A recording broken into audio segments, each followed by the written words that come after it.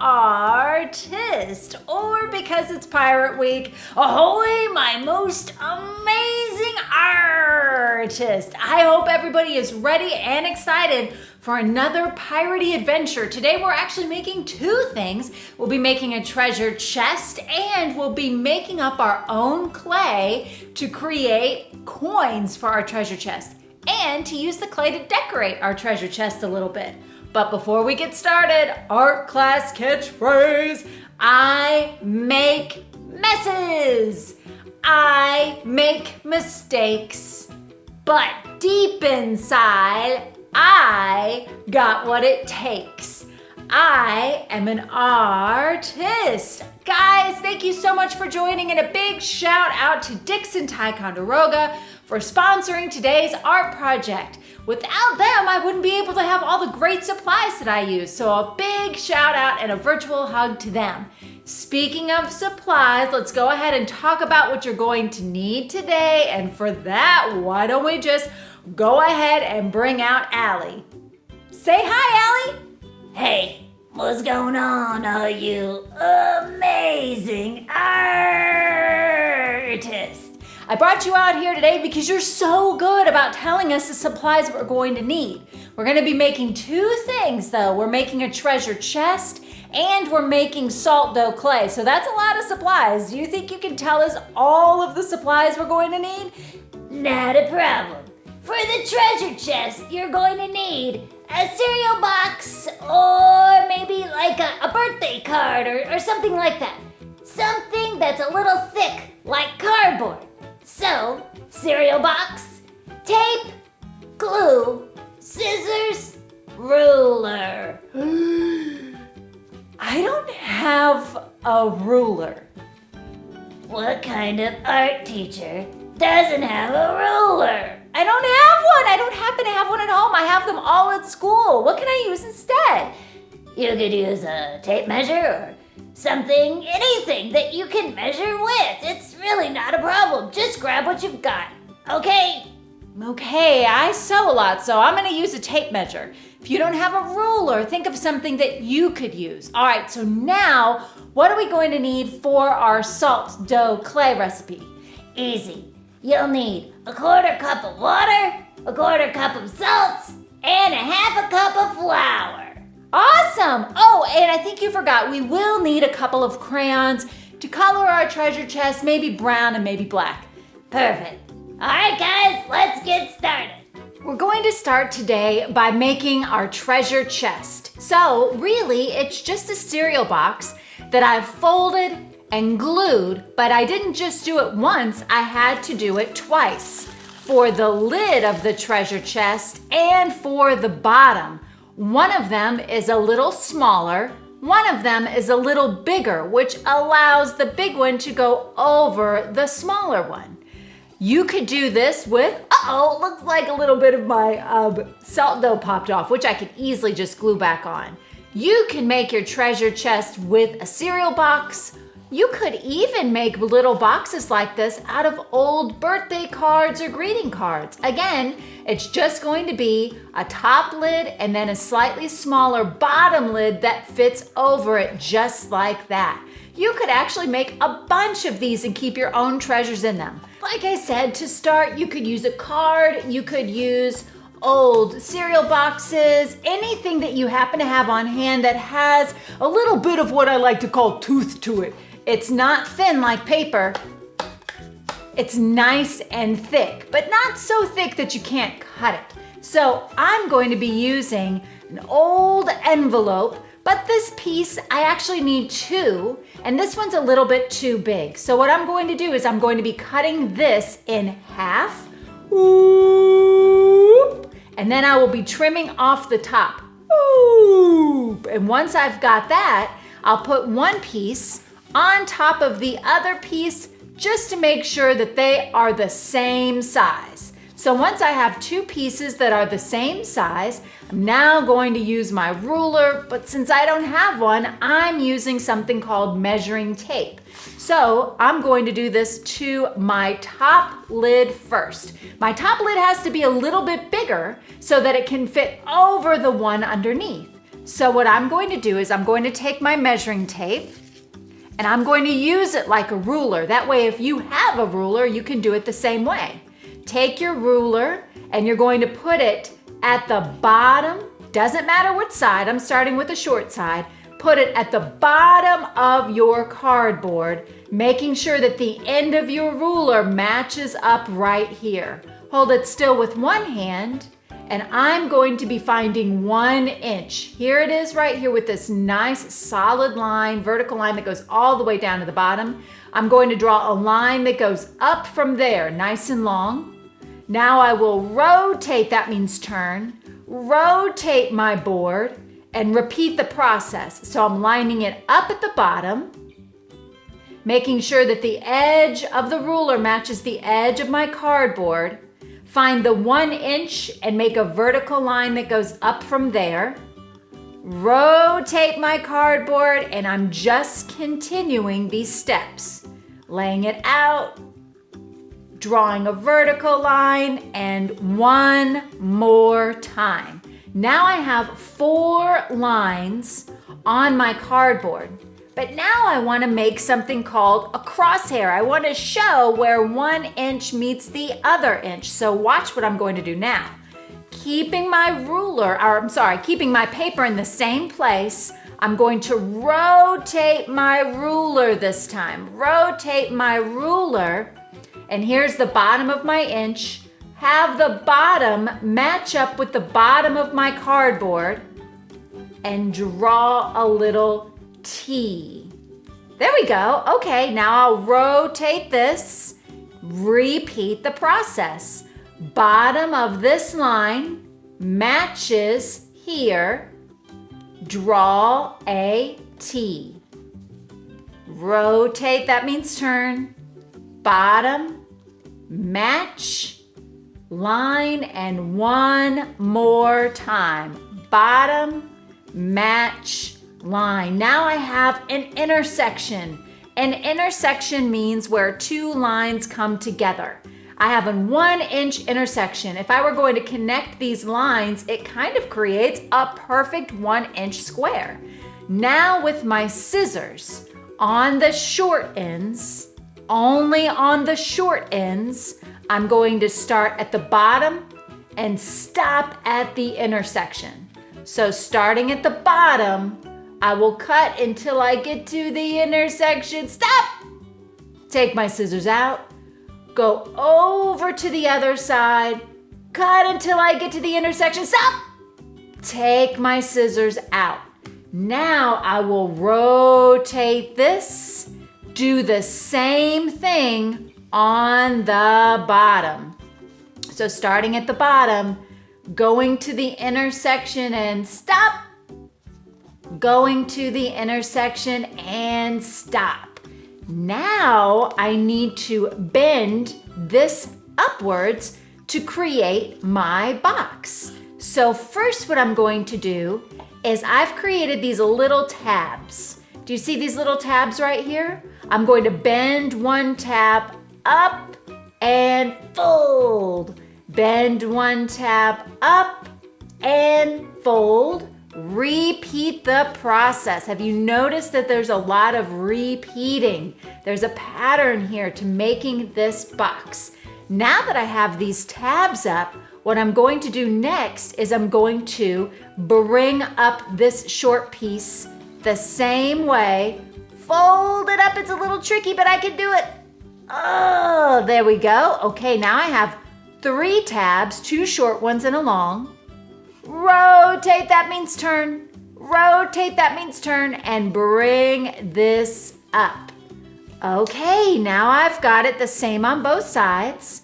I'm almost ready to assemble. Watch what I do here. Bring these down, but then bring this up. If I'm going too fast, just pause. Bring these down. Bring this back up. Okay, now I'm going to put these in again. Now what I'm going to do is put a little bit of glue on the ends of these tabs. See if I can get my glue bottle to wake up. There it goes. Put a little glue just on the tabs. Bring them in, fold them just like that. Now the trick is, as you know, you've got to give your glue enough grab time. So I'm gonna hold it. If you don't have glue or you don't want to wait for grab time, you can always get a little bit of tape. See how mine is coming apart because I didn't hold it long enough. I could anchor it in place with a little bit of tape. That will give the glue the chance to grab, and I could just leave the tape on there or take it off later. Now I can do the same thing on the other side. So now I'm going to put a little bit of glue here, a little bit of glue there, and bring it in. You know what? We've just finished our lid, and I totally forgot to do something first. I totally forgot to decorate my lid first to make it look like a wooden box. That's okay.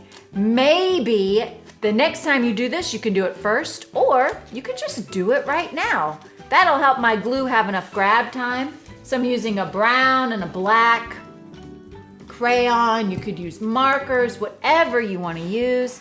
And I could just do a little rubbing. I could just draw some lines to make this look, oh yeah, the lines are gonna help it make it look like an old wooden chest or a treasure chest.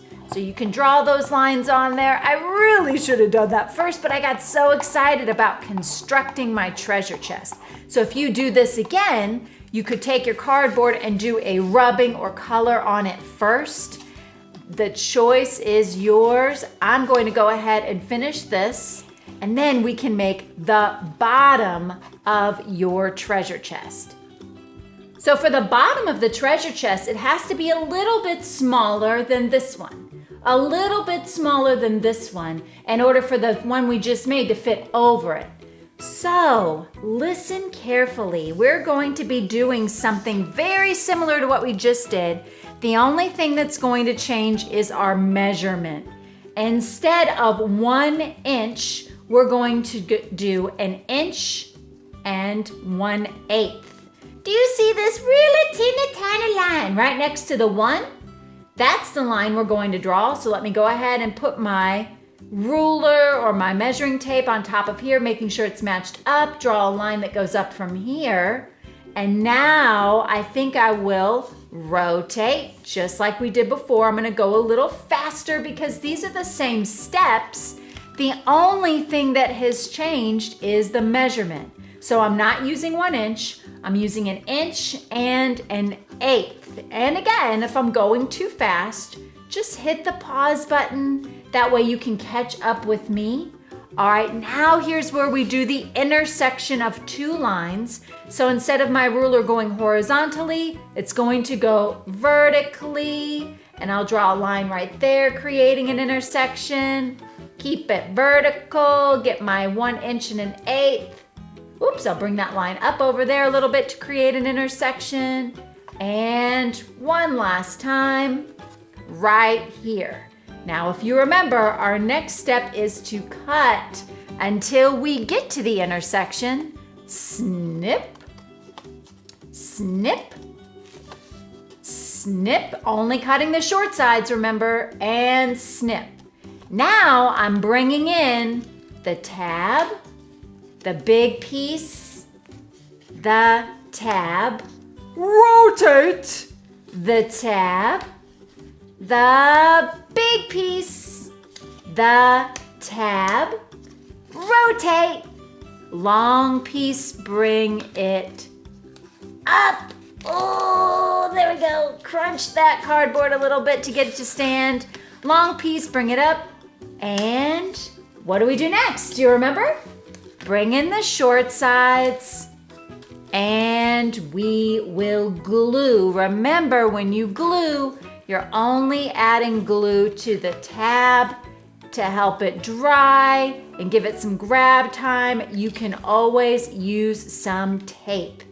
That's it. That's how you can make a little box. You could use a cereal box, you could use cardboard, you could use anything you like that's got a little bit of tooth to it, meaning it's a little on the thick side. Not really thin. Paper's not gonna do the trick, but greeting cards would be perfect too, and then you can keep little treasures in them. I'm gonna keep that tape there to hold it in place. Now, let's see if they actually fit together. Squeeze it on top. Oh, it's a little bit of a squeeze, but that's good. It'll mean a nice tight box. Perfect! And if it didn't quite fit, what you could do is just squeeze it in a little bit to make it work. All right, now I have my treasure chest. Now we can work on the salt dough decorations and your gold coins. All right, friends, to make your salt dough clay, this is a really simple recipe that's going to make a small batch of clay. And once you've made your clay, if you have extra or if you decide that you want to hang on to it and keep working with it later, I keep mine in a Ziploc bag that I put in the refrigerator. That way it stays nice and soft and squishy. But when you're finished with your creation, all you have to do is let the clay sit out to dry, and then it will become nice and hard. So let's talk about how to make salt dough clay. You'll need a bowl, and in this bowl I put 1/4 cup, 1/4 cup of water. Now I'm going to add 1/4 cup of salt. Make sure you got it measured just right. That way your recipe turns out well. I'll add a little more. And then you need a 1/2 cup of flour. So this is a recipe that I've done on my YouTube channel before. It's one of my favorites because it's so easy. If you happen to be gluten-free, you can always substitute out your regular flour for gluten-free flour. When it comes to the flour, you need 1/2 cup. So once again, 1/4 cup of water, 1/4 cup of salt, and a 1/2 cup, which I have way too much, I have 3/4 cup, a 1/2 cup of flour. When you add all these ingredients together, if you get your measurements just right, then you'll have the perfect mixture. But sometimes it might be too sticky, in which case, add a little more flour. Other times it might be too dry, add a little more water. You're gonna stir it all up, and you'll notice that right away it gets a little bit clumpy. If it gets a little bit clumpy, that's good. That's what we want. That's what we're going for. Do you see how mine looks a little dry, a little clumpy? Once you've stirred it the best you can, as much as you can, then it's time to knead the dough. Again, take a look at yours. If it's too dry, if it looks mostly like flour, add a little more water. If it's really wet, then add a little more flour. Okay guys, now that I've got this, I'm gonna use my hands to do some kneading. That means I'm taking the clay, squishing it, smushing it, getting it to come together and have what's called the same consistency, so none of it's dry, none of it's too wet. I'm kneading the dough. That's a baking word. It doesn't mean that I knead something. It means that I'm squishing something. And I think even though I've got some crumblies down here, I think my dough is ready to go. All right, friends, with my dough, I can now start to decorate the top of my treasure chest a little bit. And I'm going to do that by pinching off some of my clay, rolling it into a sphere or a ball. And if it's very dry and cracky, I've got a little cup of water right here on hand to add the water to the clay, knead it in just a little bit, because if you use too much, it'll become very sticky, and then roll it into a sphere. Now I'm gonna roll it into a coil. Oh no, let's see if I can fix this. I'll add a little more water, massage it in. Whenever your clay cracks, that just is your clay's way of telling you that it's thirsty. So just add a little bit more water to it.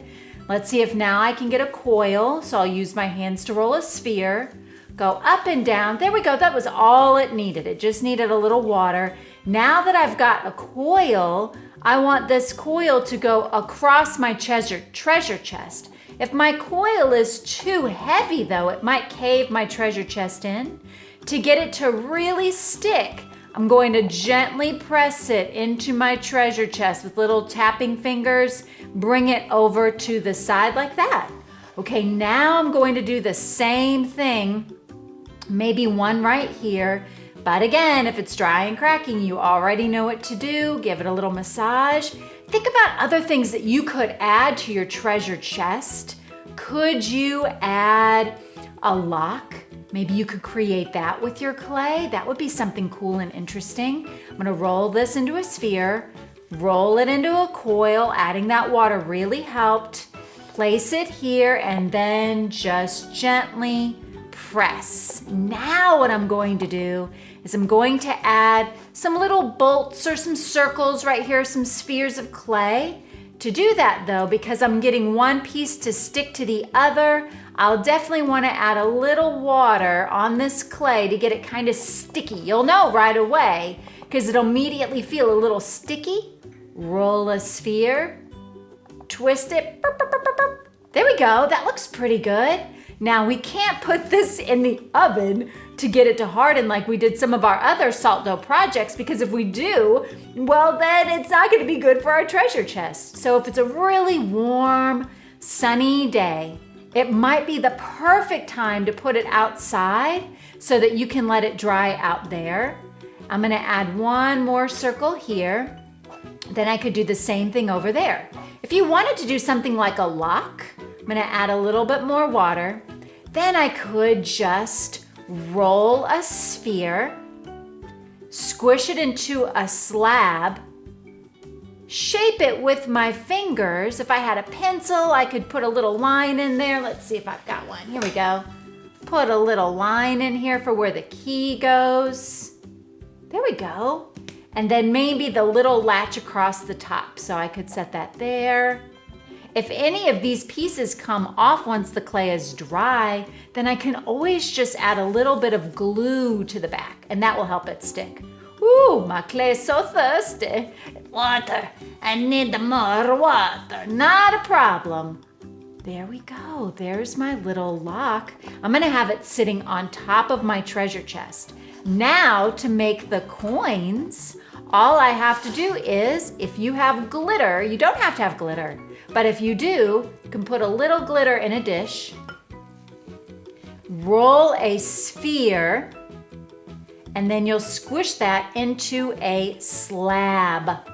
Now I want my coins to be sparkly, so that's why I'm putting them in my glitter like this. Just kind of press it in there.